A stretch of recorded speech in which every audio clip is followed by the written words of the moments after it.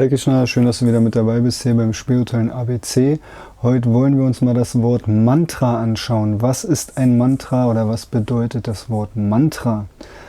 Mantra, das sind, man könnte sagen, kurze Sätze oder kurze Klangschwingungen. Heutzutage kennen wir die in aufgeschriebener Form. Mantra, wenn man das aus dem Sanskrit betrachtet, als Sanskrit-Wort, was es ja ursprünglich ist und heutzutage auch, das ist schon der erste Punkt, der nicht so bekannt ist, dass es aus dem Sanskrit kommt. Da sind zwei Worte, nämlich Mana ist der Geist und Man und Tra, und das befreit. Und so könnte man Mantra übersetzt, heißt es eigentlich das, was den Geist befreit. Also spirituelles Klang befreit unseren Geist. Und ein Mantra ist ein spiritueller Klang. Er kommt von der transzendentalen Ebene und offenbart uns transzendentales Wissen. Und ihr müsst euch vorstellen, die vedischen Weisheiten sind alle in Mantras gesprochen worden. Tausende Mantras oder Millionen Mantras, wenn man die ganzen Veden zusammennimmt. Das ist eine Riesenanzahl an Mantras. Und die geben uns sozusagen diese spirituelle Weisheit, geben uns Wissen. Und dann haben wir natürlich, wenn wir das Wissen bekommen, auch natürlich die Verantwortung, damit gut umzugehen und das umzusetzen. Und das, was das Mantra dir sagt, für dich zu nutzen. So, das ist eigentlich der Sinn von Mantras. Und so können wir diese ganzen Mantras lesen. Und eigentlich ist es auch wie eine Anleitung, eine spirituelle Anleitung dafür, dass man das für sich nutzt als Anleitung und diesen Weg geht, um das höchste Ziel, nämlich zu erreichen, was da lautet, nämlich Krishna, die höchste Persönlichkeit Gottes, da drin zu finden in den vedischen Weisheiten. Und ein Mantra gibt uns den Einstieg ins spirituelle Leben. So, und dann gibt es Mantras, die werden gehört oder empfangen. Und wir selber können dadurch Wissen erlangen oder wir selber können diese Mantras auch rezitieren. Die werden gesprochen. Diese Klangschwingungen, die zu uns kamen, können wir selber auch rezitieren, können wir aussprechen. Und so können wir anderen auch diesen Klang geben. Und das Spezielle ist auch bei einem Mantra ist, dass es nicht nur den Geist befreit, sondern dass es eigentlich Nahrung ist für unsere spirituelle Seele. Weil wir mögen vielleicht dieses Sanskrit nicht verstehen, wenn wir so ein Sanskrit-Mantra hören. Aber die Seele, weil es die Sprache der Seele ist, die kann es verstehen. Und das reinigt sozusagen unser Herz zu einem Mantra. Und dadurch, dass das Herz gereinigt wird, wird auch unser Geist gereinigt. Und unser Geist wird zu unserem Freund und der hilft uns und der ist ruhig. Er schickt uns nicht von A nach B, sondern er konzentriert sich wieder auf seine wesensgemäße Stellung und hilft uns bei der Ausübung spirituellen Lebens. Und er lenkt uns nicht ab, was ja der Geist natürlich auch sehr gerne macht. Er schickt uns da und dahin und alles ist so wichtig, aber das spirituelle Leben ist nicht wichtig, aber das sollte wichtig sein. Und diese ganzen Mantras, dieses Wissen in Form von Mantras, hilft uns den Geist wieder zur Ruhe zu bringen und zu fokussieren auf was, nämlich auf das Herz. Und weil wir kennen diese Mantras und diese Mantras ist wie eine Rückerinnerung an das, was wir eigentlich vergessen haben hier in diesem materiellen Körper. Aber die Seele in unserem Herzen kennt diese ganzen Sachen und für sie ist es wie die Nahrung, um wieder auf den richtigen Weg zu gehen, nämlich im spirituellen Bewusstsein voranzuschreiten. Und so seht ihr, gibt es Mantras, die werden gesprochen, die werden gesungen, die werden halt ausgesprochen, für alle hörbar, für alle sichtbar und spürbar. Und dann gibt es auch noch in den Veden geheime Mantras, zum Beispiel den Gayatri Mantra. Und diesen Mantra empfängt man von seinem spirituellen Meister, von einem Guru, von einem Heiligen. Er spricht es in dein Ohr, du hörst es einmal von ihm direkt. Und dann wird er dir mal sagen, pass auf, du sollst es aber nicht sprechen. Das ist ein geheimes Mantra und diese Klangschwingung wirkt in dir. Das heißt, du rezitierst diese Mantras, aber in dir, in deinem Geist, in deinem Inneren sprichst du diese Mantras, aber du lässt sie nicht hören. Nach außen sollen sie nicht gehört werden. Nur du hörst sie nur einmal von deinem spirituellen Meister zum Schüler. Da wird es einmal laut gesprochen, aber normalerweise sind das geheime Mantras und die werden gegeben durch die Schülernachfolge, durch die Guru Parampara, die jeweiligen Schüler. Und dann haben die Schüler die Verantwortung, das geheim zu halten. Das ist sozusagen geheime Mantras, die nicht laut gesprochen werden. Also sie wirken, obwohl sie nur im Geist gesprochen werden. Und ja, diese zwei Arten von Mantras gibt es. Einmal diese gesprochenen Mantras, wo man die Klangschwingung laut und deutlich hört und sie uns hilft durch spirituellen Klang. Und dann gibt es diese geheimen Mantras, wie das Gayatri-Mantra zum Beispiel, was nicht gesprochen wird, sondern was nur innerlich rezitiert wird. Und diese zwei Arten von Mantras gibt es. Und all diese Mantras sind sehr, sehr kraftvoll. Aber heute in diesem speziellen Zeitalter, in dem wir gerade leben, gibt es, obwohl die Veden ja so viele Mantras gibt, es gibt öffentliche Mantras und geheime Mantras und es ist eine Vielzahl von Tausenden von Mantras, aber es gibt einen Mantra, der sehr speziell ist und der auch durch unsere Bewegung jetzt in die westliche Welt kam und durch den Willen von Lord Chaitanya, nämlich den Maha-Mantra. Das heißt, es ist ein Mantra, der wieder den Geist befreit, aber er ist Maha und Maha heißt, er ist das Größte, er ist der Kraftvollste.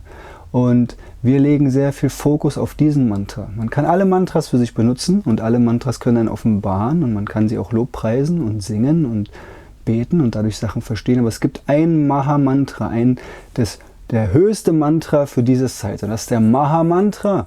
Und wir als Devotees weltweit legen Fokus auf diesen einen Mantra. Wir wissen, dass die ganze göttliche Kraft, die in jedem Mantra steckt, speziell in diesem Maha-Mantra steckt. Und dieser Maha-Mantra, habt ihr vielleicht schon mal gehört, ist dieser Mantra. Hare Krishna, Krishna Krishna, Hare Hare, Hare Rama, Rama Rama, Hare Hare. Und da seht ihr, das ist kein komplizierter Mantra, so wie andere Mantras mit sehr vielen schwierigen Wörtern oder einer speziellen Melodie muss der gechantet werden, sondern hier haben wir einfach nur den Maha-Mantra, der aus 3 Worten besteht. Das Hare, Krishna und Rama in dieser gewissen Reihenfolge. Das muss man lernen oder üben, aber es ist nicht kompliziert, es ist kindereinfach und man kann diesen Mantra chanten und dieser Mantra gibt uns die direkte Verbindung mit Krishna selbst, weil er ist nicht verschieden von seinem heiligen Namen. Und so müsst ihr euch vorstellen, auch mit Mantras. Wenn ihr zum Beispiel ein Mantra über Shiva oder ein Mantra über Vishnu oder über wen auch immer chantet, ihr habt direkten Kontakt mit der Person, die ihr sozusagen anruft oder den ihr dadurch verehrt, dass sie dieses Mantra rezitiert oder singt. Und so haben wir mit dem Maha-Mantra auch eine direkte Verbindung in die transzendentale spirituelle Welt durch den Maha-Mantra. Wir können uns direkt verbinden mit Krishna und Krishna ist nicht verschieden von seinem Namen. Krishna heißt der höchste Herr, er ist der Allanziehende, er zieht alles an und von ihm geht alles aus. Dann haben wir Rama, bedeutet der Glückbringende oder der Glücksspendende. Rama ist auch ein Name von Krishna oder man könnte auch sagen von Balaram. Und dann gibt es noch Hare und Hare ist die göttliche Freudenkraft, die weibliche Energie Gottes sozusagen. Und deswegen chanten wir Hare Krishna und nicht nur Krishna. So Hare Krishna, weil sie ist die höchste Dienerin des höchsten Herrn und deswegen beten wir erst zu der dienenden Energie Hare, dass sie möge uns beschäftigen in seinem hingebungsvollen Dienst zu Krishna. Und das ist sozusagen die Übersetzung des Maha-Mantras. Bitte, O Energie, bitte beschäftige mich in deinem hingebungsvollen Dienst zu Shri Krishna. Und wenn wir Hare Krishna chanten, wird allmählich dieser Wunsch nach hingebungsvollen Dienst oder nach Bhakti-Yoga wird offenbart in unserem Herzen und in unserem Geist. Und wir wollen das praktizieren, wir möchten das praktizieren. Und niemand zwingt uns, wir machen das freiwillig, aber wir werden sozusagen innerlich durch unsere Seele und durch unseren Geist werden wir animiert, mach das, es tut dir gut. Du kannst Abstand nehmen von materiellen Sinnesfreuden, von deinem materiellen Leben und du widmest dich mehr dem spirituellen Leben, weil du erfährst durch diese Mantras und speziell durch den Maha-Mantra einen höheren Geschmack. Und wenn wir einen höheren Geschmack erfahren, eine höhere ekstatische Erfahrung machen können, warum sollen wir dann nicht alte Erfahrungen, die zeitweilig waren, die nicht so bedeutend waren, die uns nicht so viel Glück gegeben haben, warum sollen wir daran weiter festhalten? Nein, wir können es einfach loslassen und richten unser Leben auf etwas Höheres. Und diese Mantras, und speziell das Maha-Mantra und andere Mantras helfen uns dabei. Und so können wir Zuflucht suchen bei diesen Mantras, können sie chanten oder wir können sie lesen. und wir können sie rezitieren. Und wir können in den Büchern vom Bhaktivedanta Book Trust können wir hinten sogar lernen, wird in den Büchern, zum Beispiel in der Bhagavad Gita hinten oder in anderen vedischen Texten, wird erklärt, wie man Sanskrit lesen kann, wie man das richtig aussprechen kann. Und wir können auch dadurch, dass Herr Prabhupada Sanskrit-Mantras in lateinische Lautbuchstaben übersetzt hat, ins Lateinische, können wir das in unserem normalen Buchstabensystem lesen.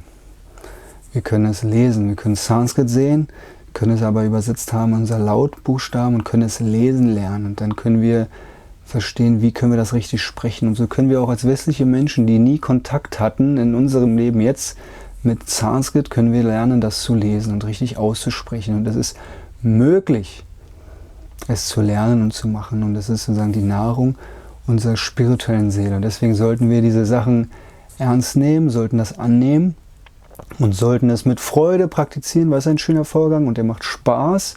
Und ja, und man merkt seinen innerlichen Wandel, den man machen wird, wenn man mit Mantras in Berührung kommt. Im Endeffekt, wenn man sie liest oder wenn man sie hört oder wenn man sie selber aktiviert durch eigenes Sprechen. So. Weil wir sagen, wenn wir über Mantras meditieren, ist das die beste Art der Meditation, nämlich ist die Mantra-Meditation, weil wir alle Sinne, die aktiven Sinne, die immer in Aktion sein wollen, in den Dienst stellen können. Wir hören, wir schmecken, wir sagen den heiligen Namen, wir können was Gutes riechen dabei, wir können was hören dabei und wir können auch was fühlen, indem wir eine Gebetskette haben. Und das sind so ein paar Sachen, wo der einzige Vorgang ist, wo man wirklich alle Sinne aktiv in diese Mantra-Meditation stellen kann. Und da helfen uns Mantras, weil Meditation ohne Mantras ist eine Art eines älteren Vorgangs. Aber in diesem Zeitalter wird empfohlen, anhand den Veden im Kali-Yuga, macht Mantra-Meditation. Aber das werden wir in einem anderen Video nochmal ausführlicher beleuchten, wie wir wirklich über Mantras meditieren oder was die wahre Art der Meditation ist. Aber in diesem Video ging es jetzt um Mantras und ich hoffe, es hat euch was erklärt. Und genau, dann bis zum nächsten Video. Hare Krishna.